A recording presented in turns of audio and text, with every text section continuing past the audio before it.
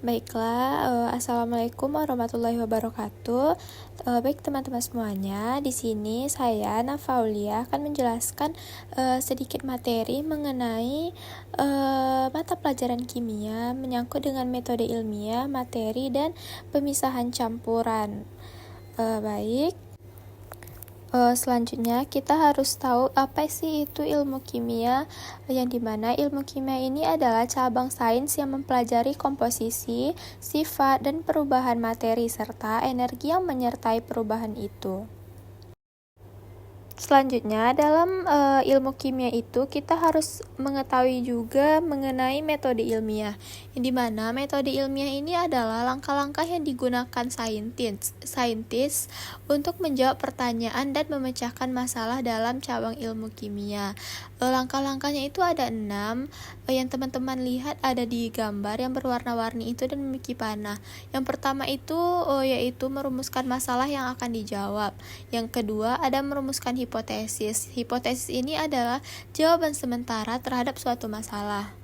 Setelah seorang saintis itu merumuskan hipotesis, yang akan dilaksanakannya selanjutnya yaitu melakukan eksperimen untuk mengumpulkan data. Setelah data terkumpul, mereka akan menganalisis data yang dikumpulkan untuk menguji hipotesis sebelumnya, apakah hipotesis itu benar atau salah.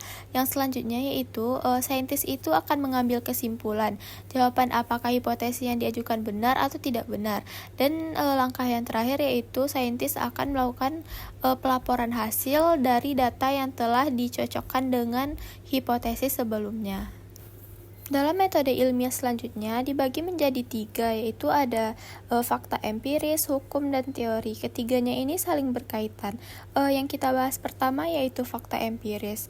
Yang dimaksud dengan fakta empiris ini adalah fakta yang diperoleh dari eksperimen yang dilakukan secara berulang oleh saintis. Selanjutnya yaitu ada teori. Teori ini adalah penjelasan terhadap hukum, sedangkan hukum merupakan generalisasi umum dari fakta empiris yang sebelumnya. Di sini teman-teman dapat melihat ada segitiga, yang dimana segitiga ini akan menjelaskan mengenai fenomena kimia atau yang disebut dengan multiple representatif. Di sini dibagi menjadi 3, yaitu yang pertama ada yang bagian atas di segitiganya yaitu makroskopik. Yang dimaksud dengan makroskopik ini adalah yang dapat diamati, contohnya eksperimen dan experience. Yang kedua yaitu yang di sebelah kanan adalah submikroskopik. Yang dimaksud dengan submikroskopik ini adalah yang tidak bisa diamati atau yang tidak bisa digambarkan, contohnya yaitu elektron, molekul, serta atom. Yang terakhir yaitu simbolik. Simbolik itu seperti persamaan reaksi. Contohnya seperti PbNO3 2 ditambah kalium menjadi KNO3 ditambah PbL2. Seperti yang ada pada gambar di sebelah kiri bagian bawah, ada PbNO3 sampai menghasilkan KNO3 ditambah PbL2. Baik teman-teman semuanya, selanjutnya kita akan masuk ke dalam materi klasifikasi materi. Sebelum kita mengetahui apa sih pembagian dari materi, kita terlebih dahulu harus mengetahui pengertian dari materi itu sendiri. Materi adalah segala sesuatu yang menempati ruang dan memiliki massa.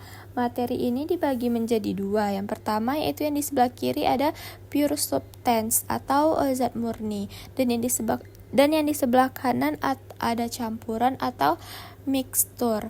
Zat murni ini dibagi menjadi 2, yaitu unsur dan senyawa, sedangkan yang campuran ini dibagi juga menjadi 2, yaitu campuran homogen dan campuran heterogen. Baik, teman-teman semuanya, kita juga harus mengetahui pengertian dari masing-masing yang ada di bagan tersebut.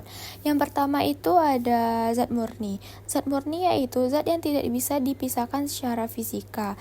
Yang kedua yaitu ada zat campuran. Campuran ini yang bisa dipisahkan secara fisika. Selanjutnya yaitu di pembagian dari zat murni ada yang bernama unsur. Unsur ini adalah zat tunggal yang tidak bisa dibagi. Ada juga yang bernama senyawa. Senyawa ini adalah zat yang disusun oleh unsur-unsur dengan perbandingan yang tetap. Contohnya yaitu senyawa H2O. H2O ini H-nya unsur, 2-nya massa, dan O-nya molekul.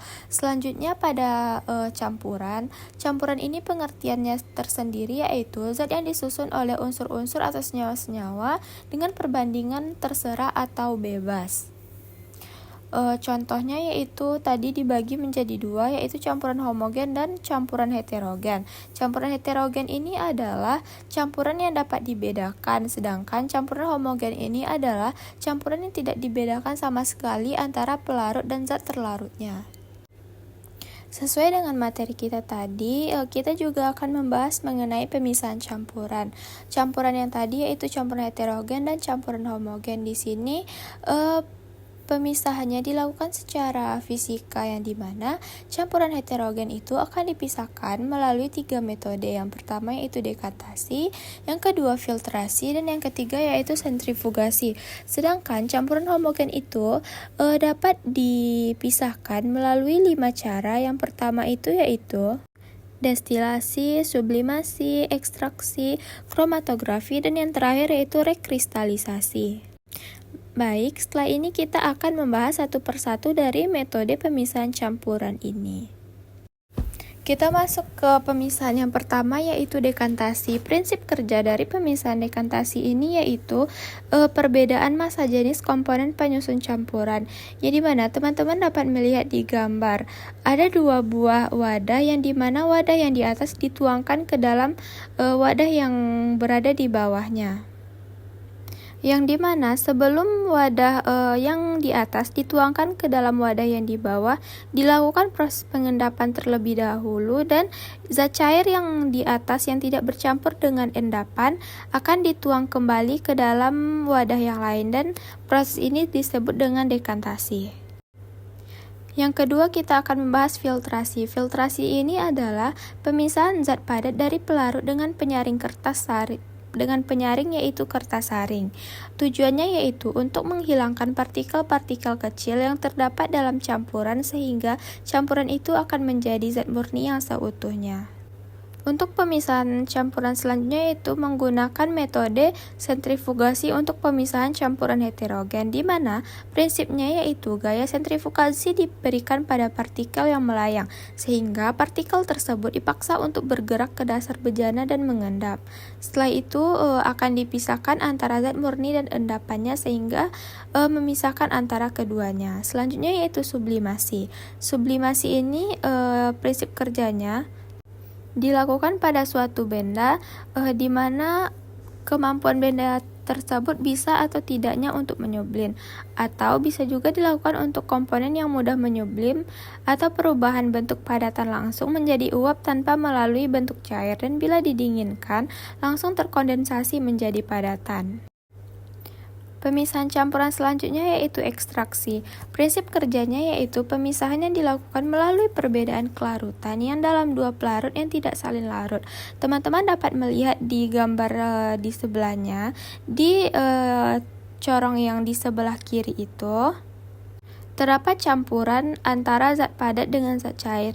Lalu dalam prosesnya zat yang terdapat di dalam tempat corong pisah tersebut akan dikocok sehingga partikel-partikelnya akan ke atas, sehingga nanti kita akan membuka kerannya dan memisahkan padatan dan zat cair tersebut.